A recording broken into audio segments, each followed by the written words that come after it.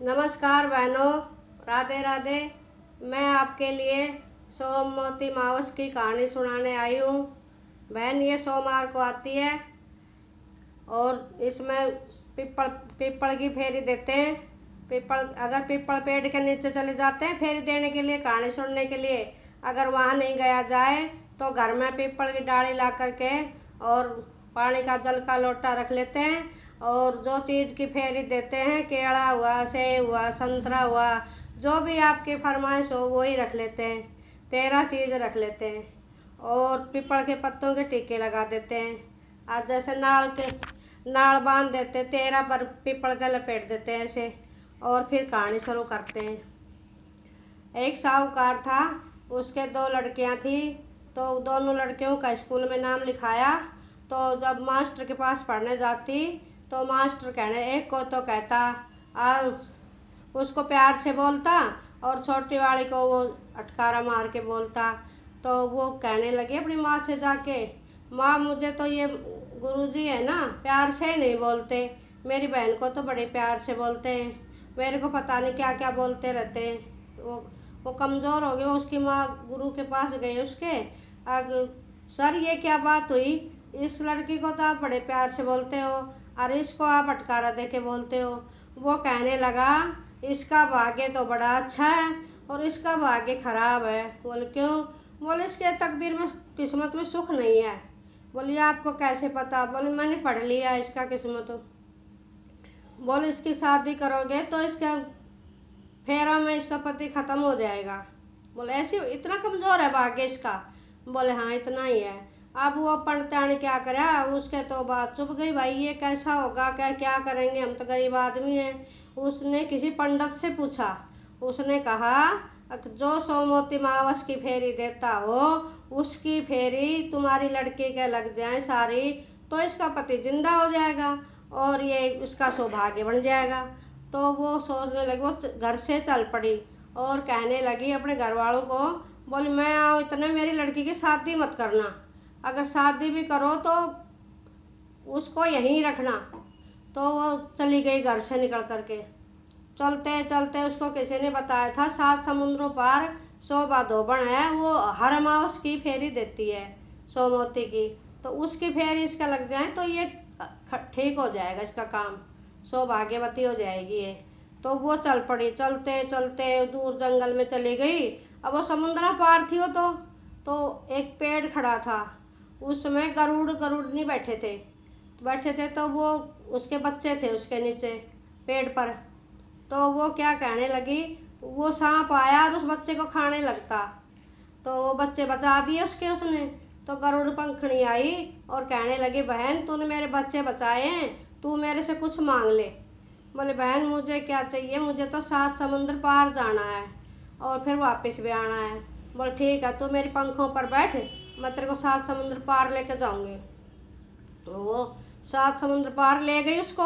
वहाँ शोभा धोबन थी, उसके 7 बहुएं 7 बेटे, पूरा परिवार था उसका। उसके घर में 24 घंटे लड़ाई रहती रहती। वो क्या करती, उसके सारा काम कर आती रात को, चौका बर्तन झाड़ू पोछा बेचना सब काम कर आती, रोटी बर्तन सब करके रख आती रात को। तो कई दिन हो गए करते हुए। शोभा धोबन सोची, पहले तेरी बहू सारा दिन लड़ती रहती थी, अब तो लड़ाई नहीं होती घर में, क्या बात है, कौन कर जाता है काम। वो एक दिन रात को बैठ गई और देखने लगी तो वो सोते ही आई, आके नीचे नीचे बारी काटी, चौका दिया, बर्तन मांजे, रोटी बनाई, सब्जी बनाई, सब काम करके रख के चलने लगी। फिर शोभा धोबन खड़ी होके बोले, बहन तू कौन है, मेरे घर में काम कैसे करती है, ये बता तुझे क्या चाहिए। बोले बहन मैं तेरी छोटी बहन हूँ और मैं तेरे घर में काम करती हूँ, ऐसे ही कर लेती हूँ। बोले ऐसे तो नहीं करती, कोई तो कारण ज़रूर होगा।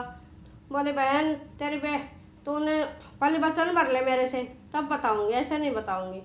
तो उसने वचन भर लिया। बोले बहन तू मेरा काम कर रही है, मेरा वचन पूरा जाएगा, मैं कभी नहीं चूकूँगी मेरा वचन भर के।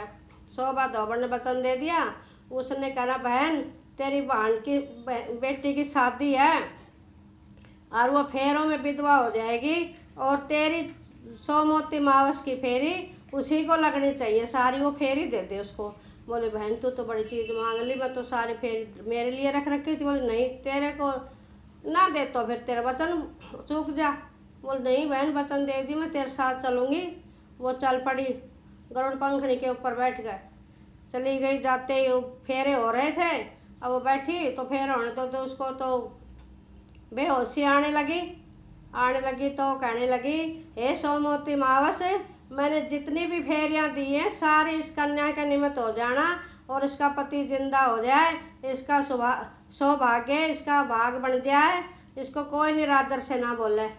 उसका पति जिंदा हो गया और फिर वो क्या करने, उसके तो ऐसे लग गई जैसे कि कोई कुछ निकल गया हो अंदर से। उसने दे दी थी ना फेरी, तो फिर वो कहने लगी, बहन मैं तो अब जाऊंगी मेरे घर, मेरे पास तो कुछ नहीं है, मैं यहाँ क्या करूँगी। बोले बहन 1-2 दिन तो रुको, यहाँ चली जाना। बोले नहीं बहन, मैं जाऊँगी।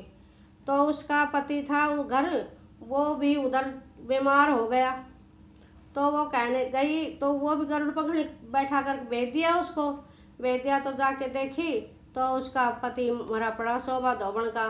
वो उसने एक फेरी बचाई थी देने के लिए, रास्ते में आई थी उसके एक फेरी, तो वो फेरी दे, बोली ये फेरी मेरे पति के निमित्त हो। पत्ते उत्ते इकट्ठे करके फेरी दे दी उसने वहाँ।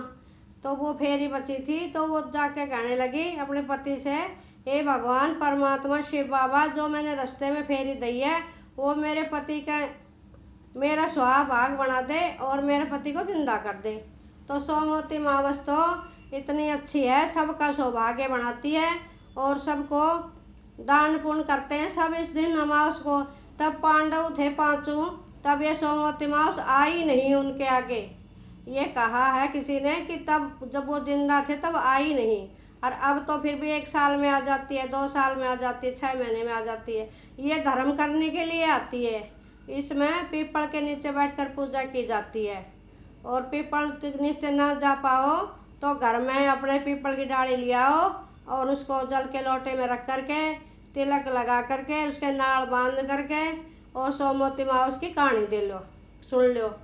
कहानी सुन करके फिर फेरी लगाते हैं, फेरी में गाना गाते हैं भजन। बिंदरा तो बिंद के कुंज गले में गौ ये चरावे बेटो नंद जे को, गोविंद जे को मोए नित दर्शन राधा प्यारी का। बिंदरा तो बिंद के कुंज गले में दूध कड़ावे बेटो नंद जे को, गोविंद जे को मोए नित दर्शन राधा प्यारी का।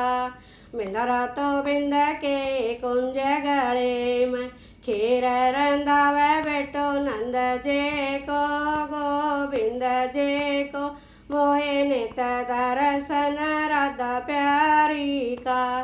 बिंदरा तो बिंद के कुंज गले में पितर जी मावे बेटो नंद जे को, गोविंद जी को मोहे नित दर्शन राधा प्यारी को।